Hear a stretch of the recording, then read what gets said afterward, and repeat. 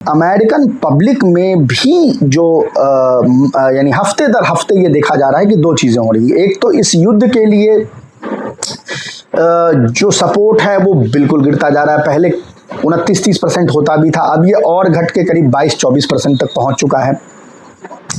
साथ ही साथ इजराइल की अप्रूवल रेटिंग भी लगातार गिर रही है। तमाम मेहनत करने के बाद, तमाम प्रोपेगेंडा वॉरफेयर, हसबरा, पैसे खर्च करने के बावजूद वो लगातार गिर रही है, और गिर इस तरह से रही है कि अब यंग रिपब्लिकन्स में भी उसकी एक्सेप्टेंस जो है वो 50% से नीचे चली गई। यानी बस अब जो बुजुर्ग, जो बुढ़े रिपब्लिकन हैं या जो डेमोक्रेट पार्टी का छोटा सा हिस्सा बुढ़ों का है, वही उनके साथ खड़ा होता है, वही उनके साथ बात करता है।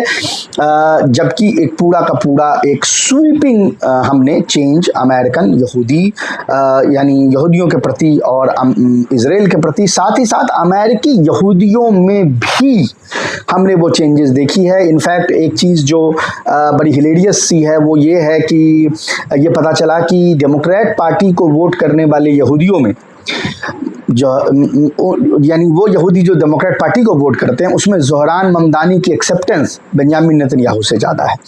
और ये सारे उम्र को मिला के अगर आप यंगर जूस की तरफ जाएंगे तो ये संख्या, ये जो लॉपसाइडेड ये गैप जो है और बढ़ता जाएगा। यानी far more percentage of young American Jews are rooting for Zohran Mamdani then they are rooting for Israeli prime minister Benjamin Netanyahu. यानी ये जो एक कि हम इजराइल के लिए लड़ रहे हैं, अमेरिकन फॉरेन पॉलिसी इजराइल के मातहत है, अमेरिका इजराइल्स बीच जो उन्होंने लिखा है, या इस तरह की चीज़ें कि ये रिलेशनशिप ऐसा है कि the tail is wagging the dog, पूंछ जो है वो कुत्ते को हिला रहा है।